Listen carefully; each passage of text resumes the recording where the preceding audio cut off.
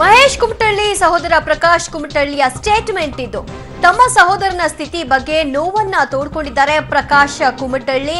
ಕ್ಷೇತ್ರದ ಅಭಿವೃದ್ಧಿಗೆ ಬೇಕಾದಷ್ಟು ಅನುದಾನ ಸಿಕ್ಕಿಲ್ಲ, ಅಭಿವೃದ್ಧಿ ದೃಷ್ಟಿಯಿಂದ ಮಾತ್ರ ನಮ್ಮ ಬ್ರದರ್ ಮಹೇಶ್ ಕುಮಟಳ್ಳಿ ಈ ಅಸಮಾಧಾನವನ್ನು ಹೊರಹಾಕಿದ್ದಾರೆ.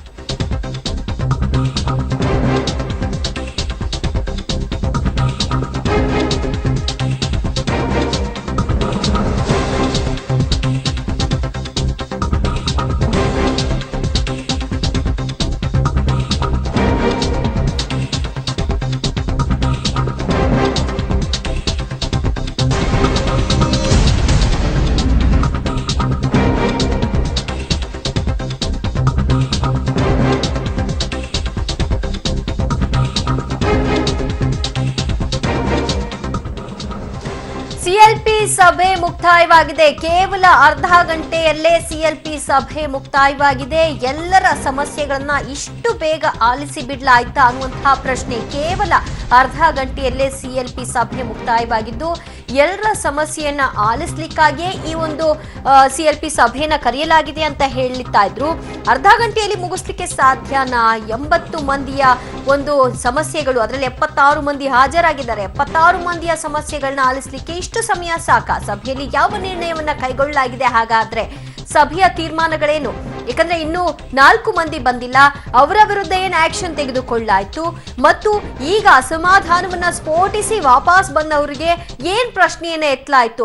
ಈ ರೀತಿಯಾದಂತಹ ಕ್ವೆಶ್ಚನ್ಸ್ ಇನ್ನೂ ಕೂಡ ಹಾಗೆ ಉಳಿದುಕೊಂಡಿದೆ. ಸಿಎಲ್ಪಿ ಸಭೆ ಸದ್ಯ ಮುಕ್ತಾಯವಾಗಿದ್ದು ಕೇವಲ ಅರ್ಧ ಗಂಟೆಯಲ್ಲಿ ಸಿಎಲ್ಪಿ ಸಭೆಯನ್ನ ಮುಕ್ತಾಯಗೊಳಿಸಲಾಗಿದೆ.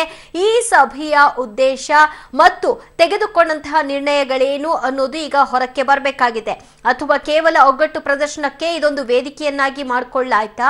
ಅಥವಾ ಅವರ ಕನ್ಫರ್ಮೇಶನ್ಗೆ ಎಷ್ಟು ಮಂದಿ ನಾವಿದ್ದೀವಿ ಅನ್ನುವಂತಹ ಒಂದು ಕನ್ಫರ್ಮೇಶನ್ಗೆ ಏನಾದರೂ ಈ ಸಭೆಯನ್ನ ಕರೆಯಲಾಯ್ತಾ ಅನ್ನುವಂತಹ ಪ್ರಶ್ನೆಗಳು, ಅಥವಾ ಬಿಜೆಪಿಯ ಈ ಆಟಾಟೋಪಗಳಿಗೆಲ್ಲದಕ್ಕೂ ಕೂಡ ಬ್ರೇಕ್ ಹಾಕ್ಲಿಕ್ಕಾಗಿ ಈ ಸಭೆ ಅನಿವಾರ್ಯವಾಗಿತ್ತ ಅನ್ನುವಂತಹ ಪ್ರಶ್ನೆ. ಕೇವಲ ಅರ್ಧ ಗಂಟೆಯಲ್ಲೇ ಸಿಎಲ್ಪಿ ಸಭೆ ಮುಗ್ದಿರೋದ್ರಿಂದಾಗಿ ಎಲ್ಲರ ಸಮಸ್ಯೆಯನ್ನ ಆಲಿಸಲಾಯ್ತಾ?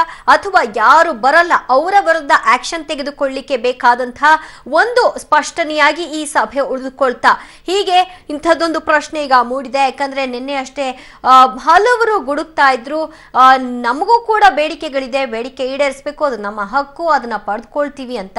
ಆ ಹಕ್ಕನ್ನ ಪಡೆದುಕೊಳ್ಳೋದು ಅರ್ಧ ಗಂಟೆಯಲ್ಲೇ ಮುಗ್ದೋಯ್ತಾ? ಅಥವಾ ಏನಾದ್ರೂ ಪತ್ರದ ಮೂಲಕ ತಮ್ಮ ಬೇಡಿಕೆಗಳನ್ನ ಸಿದ್ದರಾಮಯ್ಯನವರಿಗೆ ತಲುಪಿಸಿದ್ದಾರಾ? ಇತ್ಯಾದಿ ಪ್ರಶ್ನೆಗಳು ಉಳ್ಕೊಂಡಿವೆ. ಸಿಎಲ್ಪಿ ಸಭೆಗೆ ಬಾರದಂತಹ ವ್ಯಕ್ತಿಗಳ ವಿರುದ್ಧ ಕಠಿಣ ಕ್ರಮವನ್ನ ತೆಗೆದುಕೊಳ್ಳಲಾಗುವುದು ಅಂತ ನೋಟಿಸ್ ಅನ್ನ ಮೊನ್ನೆ ಅಷ್ಟೇ ಹೊರಡಿಸಲಾಗಿತ್ತು.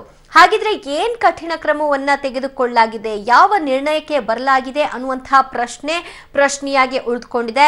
ಸಭೆಯಿಂದ ಹೊರಬಂದಂತಹ ಶಾಸಕರು ಯಾರಾದರೂ ಮಾತನಾಡಿದ್ರಷ್ಟೇ ಈಗ ಗೊತ್ತಾಗಬೇಕಾಗಿದೆ. ಕೇವಲ ಅರ್ಧ ಗಂಟೆಗೆ ಸಿಎಲ್ಪಿ ಸಭೆ ಸೀಮಿತವಾಗಿತ್ತು. ಸಭೆಯಲ್ಲಿ ಯಾವ ನಿರ್ಣಯವನ್ನ ಕೈಗೊಳ್ಳಲಾಗಿದೆ ಅನ್ನೋ ಪ್ರಶ್ನೆ, ಈಗ ಆ ಪ್ರಶ್ನೆಗೆ ಉತ್ತರ ಸಿಗಬೇಕಿದೆ.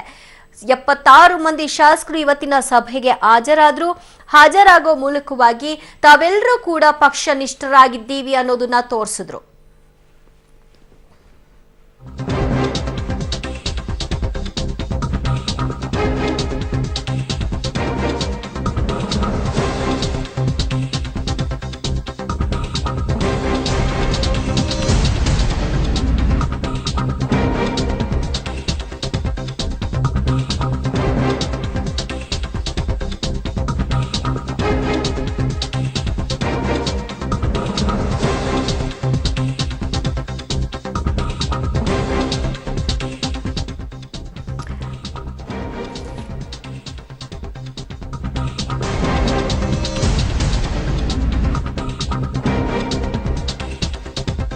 ಆಗಬಹುದಾದಂತಹ ಭೀತಿ ನೆಲೆಯಿಂದಲೋ ಅಥವಾ ಏನೋ ಗೊತ್ತಿಲ್ಲ, ಕಾಂಗ್ರೆಸ್ ಶಾಸಕರು ರೆಸಾರ್ಟ್ಗೆ ಶಿಫ್ಟ್ ಆಗುವ ಸಾಧ್ಯತೆ ಇದೆ.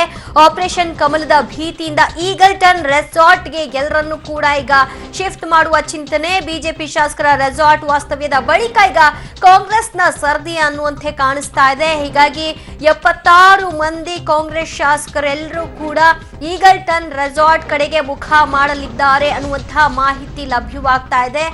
ಯಾರೆಲ್ಲ ಬರ್ತಾರೆ ಅವರೆಲ್ಲರನ್ನು ಕೂಡ ತಮ್ಮ ವಶದಲ್ಲಿ ಇಟ್ಕೊಳ್ಳೋದು ಮತ್ತು ನಮ್ಮ ಶಾಸಕರು ನಮ್ಮ ಭದ್ರವಾಗಿ ಇಟ್ಕೊಂಡಿದ್ದೀವಿ, ನಮ್ಮ ಭದ್ರತೆಯಲ್ಲಿ ಇದ್ದಾರೆ, ಇನ್ನುಳಿದವರನ್ನ ನಾವು ಕರೆಸಿಕೊಳ್ಳುವಂತಹ ಪ್ರಯತ್ನ ಮಾಡೋದು ಬಿಡೋದು ಮುಂದಿನ ಆಲೋಚನೆ.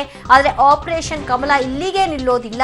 ಬಿಜೆಪಿಗರು ಒಂದು ಸರಿ ಇಳಿದ್ರು ಅಂತ ಅಂದ್ರೆ ಹಾಗೆ ಈಜಿ ದಡವನ್ನ ಆಚೆ ಬರಲೇಬೇಕು ಅಂತ ಕಾಣ್ತಿರುವಂತೆ ಇದೆ ಅವರ ಪ್ರಯತ್ನಗಳು. ಹೀಗಾಗಿ ಅದಕ್ಕೆ ನಾವು ಬಲಿ ಆಗಬಾರ್ದು, ನಮ್ಮ ಸರ್ಕಾರ ಬಲಿ ಆಗಬಾರ್ದು ಅನ್ನುವಂತಹ ನಿಟ್ಟಿನಲ್ಲಿ ಕಾಂಗ್ರೆಸ್ ಈ ತೀರ್ಮಾನಕ್ಕೆ ಬರಲಾಗಿದೆಯಾ? ಆಪರೇಷನ್ ಕಮಲದ ಭೀತಿಯಿಂದ ಎಲ್ಲರನ್ನೂ ಕೂಡ ಈಗಲ್ಟನ್ ರೆಸಾರ್ಟ್ಗೆ ಶಿಫ್ಟ್ ಮಾಡುವಂತಹ ನಿಟ್ಟಿನಲ್ಲಿ ಚಿಂತನೆಯನ್ನ ನಡೆಸಲಾಗ್ತಾ ಇದೆ ಅನ್ನುವಂತಹ ಮಾಹಿತಿ ಲಭ್ಯವಾಗ್ತಾ ಇದೆ. ಹಾಗೊಂದು ವೇಳೆ ಎಲ್ಲರನ್ನೂ ಕೂಡ ರೆಸಾರ್ಟ್ಗೆ ಶಿಫ್ಟ್ ಮಾಡ್ತಾರೆ ಅನ್ನೋದಾದ್ರೆ ಬಹಿರಂಗವಾಗಿ ಅವರು ಒಪ್ಕೊಳ್ಳೇಬೇಕಾಗುತ್ತೆ. ಬಿಜೆಪಿಯ ಆಪರೇಷನ್ ಭೀತಿಗೆ ನಾವು ಒಳಗಾಗಿದ್ದೀವಿ, ಆಪರೇಷನ್ ಕಮಲದ ಭೀತಿಗೆ ನಾವು ಒಳಪಟ್ಟು ಎಲ್ಲರನ್ನೂ ಕೂಡ ಭದ್ರಪಡಿಸುವಂತ ಕೆಲಸವನ್ನ ಮಾಡಲಾಗ್ತಾ ಇದೆ. ನಮ್ಮ ಶಾಸಕರ ಮೇಲೆ ನಮಗೆ ನಂಬಿಕೆ ಇಲ್ಲ, ಯಾರು ಬೇಕಾದ್ರೂ ಪುಕ್ಕ ಕೀಳ್ಬಹುದು ಅಂತ. ಹೀಗಾಗಿ ಅವರೆಲ್ಲರನ್ನೂ ಕೂಡ ಜೋಪಾನ ಮಾಡುವಂತಹ ಕೆಲಸ ನಮ್ಮದು ಅನ್ನುವಂತಹ ನಿಟ್ಟಿನಲ್ಲಿ ರಾತ್ರಿ ಸುಮಾರು 8 ಗಂಟೆ ಹೊತ್ತಿಗೆ ಎಲ್ಲರನ್ನೂ ಕೂಡ ಶಿಫ್ಟ್ ಮಾಡುವಂತಹ ನಿಟ್ಟಿನಲ್ಲಿ ಮಾಹಿತಿ ಸಿಗ್ತಾ ಇದೆ. ಆದ್ರೆ ಇದನ್ನು ಕೂಡ ಆದ ಬಳಿಕವಷ್ಟೇ ಗೊತ್ತಾಗಬೇಕಾಗಿದೆ. ಎಲ್ಲರೂ ಕೂಡ ಬಿಜೆಪಿಯ ಶಾಸಕರು ಇಷ್ಟು ದಿನಗಳ ಕಾಲ ಗುರುಗ್ರಾಮದ ರೆಸಾರ್ಟ್ ಒಂದರಲ್ಲಿ ಐಷಾರಾಮಿ ಜೀವನವನ್ನ ನಡೆಸಿ ಕಾಲ ಕಳೆದ್ರು. ಈಗ ಅವರೆಲ್ಲರೂ ಕೂಡ ವಾಪಸ್ ಬರೋದಕ್ಕೆ ಯೋಚಿಸ್ತಾ ಇದ್ದಾರೆ.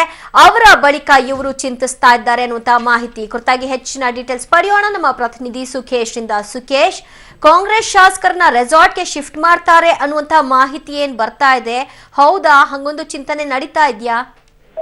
ಖಂಡಿತ ಹೌದು ದಿವ್ಯ ಜ್ಯೋತಿ. ಇನ್ನು ಕೆಲವೇ ಗಂಟೆಗಳಲ್ಲಿ ಕಾಂಗ್ರೆಸ್ ಶಾಸಕರನ್ನ ಬಿಡದಿ ಸಮೀಪದಲ್ಲಿರ್ತಕ್ಕಂಥ ಈಗಲ್ಟನ್ ರೆಸಾರ್ಟ್ಗೆ ಕರ್ಕೊಂಡು ಹೋಗ್ಲಿಕ್ಕೆ ತೀರ್ಮಾನವನ್ನು ಮಾಡಲಾಗಿದೆ.